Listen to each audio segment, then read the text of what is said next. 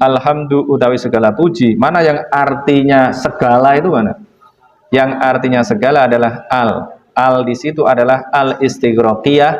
Al istighraqiyah itu bahasa Inggrisnya all, ya. Jadi al yang bermakna all dalam bahasa Inggris. Berarti all of hamdu gitu, ya. Segala pujian. Pujiannya ada 4. Yang pertama adalah pujian Allah kepada dirinya sendiri, ada di surat Toha halaman kedua. Innani anallahu la ilaha illa ana fa'budni wa aqimis sholata lidzikri. Itu adalah pujian Allah pada dirinya sendiri. Dia memuji dirinya sendiri sebagai Tuhan. Innani anallah, sesungguhnya aku ini adalah Allah, la ilaha illa ana, tidak ada Tuhan selain aku. Fa'budni, maka sembahlah aku. Yang kedua adalah pujian Allah kepada makhluknya. Mana pujian Allah kepada makhluknya? Misalnya Allah memuji orang-orang yang soleh, syahid, para nabi. Dipuji, innahu min ibadinal mukhlasin. Siapa itu yang dipuji sebagai ibadinal mukhlasin? Ada beberapa orang tuh yang dipuji di dalam surat As-Saffat. Nah, itu beberapa orang dipuji sebagai ibadinal mukhlasin. Innahu min ibadinal mukhlasin. Sesungguhnya dia termasuk hamba-hamba kami yang terpilih, yang termurnikan. Termurnikan itu berarti terpilih. Termurnikan itu disaring. Disaring caranya bagaimana?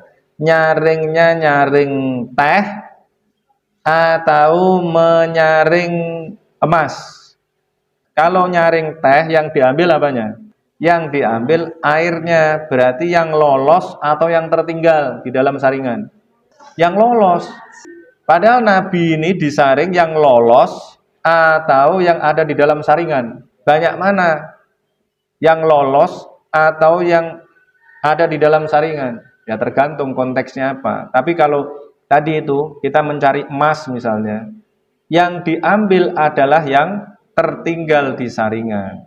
Yang lain itu brosot semua.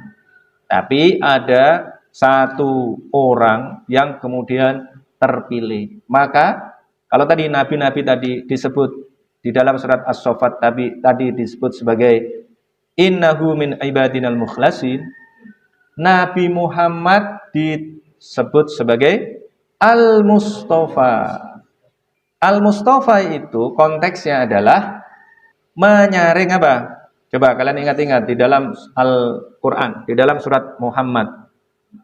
Masalul jannatil lati wa'idal muttaqun fiha anharum min ma'in ghairi asin wa anharum min labanil lam yataghayyar ta'muh wa anharum min khamril ladzatil lisyaribin wa anharum min asalim musaffa.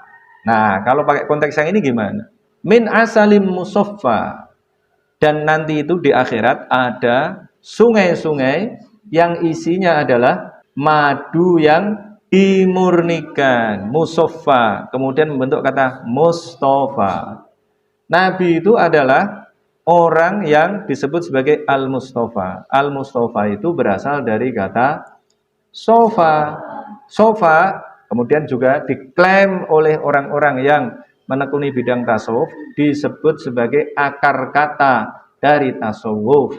Tasawuf itu berasal dari kata sofa. Sofa artinya bening. Maksudnya tasawuf adalah membeningkan hati. Seperti ini Nabi Muhammad itu adalah orang yang disebut sebagai Mustafa. Mustafa itu dipilih. Yang dipilih itu adalah yang bening. Berarti yang brosot atau yang tertinggal? Yang lolos atau yang tertinggal? Berarti dua-duanya bisa. Kadang-kadang nyaring itu, menyaring, misalnya nyaring ikan tuh dari kolam, kalian ambil, seret. Yang kecil dia akan jatuh ke dalam kolam kembali, tapi yang besar yang tertinggal. Paham? Yang diambil yang besar atau yang kecil? Yang besar. Berarti yang terpilih yang besar atau yang kecil? Yang besar. Nah, kemudian ada kasus lain. Kasus lainnya adalah tadi menyaring madu. Kalau kita panen lebah, kemudian kita murnikan, kita saring, yang diambil yang tertinggal di saringan atau yang jatuh ke dalam wadah? Yang jatuh ke dalam wadah. Berarti dua-duanya bisa, ya. Yang dimaksud tadi itu Mustafa adalah yang jatuh ke dalam wadah. Ini pujian yang kedua. Berarti Nabi Muhammad itu dipuji oleh Allah sebagai orang yang terpilih. Tadi yang pertama Allah memuji dirinya sendiri, kemudian yang kedua Allah memuji makhluknya. Makhluknya dipuji, para nabi itu dipuji sebagai min ibadinal mukhlasin. Ini baru ayat 1 loh ya. Nabi Muhammad inilah yang dipilih oleh Allah menjadi Rasul yang terbaik, menjadi asyraful anbiya wal mursalin. Begitu. Ini yang kedua, pujian Allah kepada makhluknya. Kemudian pujian makhluk kepada Allah. Kita sering mengatakan alhamdulillahirabbil alamin pada setiap kesempatan, mau pidato alhamdulillahirabbil alamin. Kemudian kita bersyukur kepada Allah. Ada kelompok orang yang tiap hari baca Asmaul Husna. Itu adalah bagian dari pujian kepada Allah Subhanahu wa taala. Kemudian ada lagi orang yang memuji orang lain. Itu adalah pujian makhluk kepada makhluk. Pujian makhluk kepada makhluk itu juga bagian dari pujian kepada Allah. Karena yang menciptakan makhluk adalah Allah. Karena itu memuji makhluk yang merupakan ciptaan Allah tadi juga merupakan pujian kepada Allah secara tidak langsung.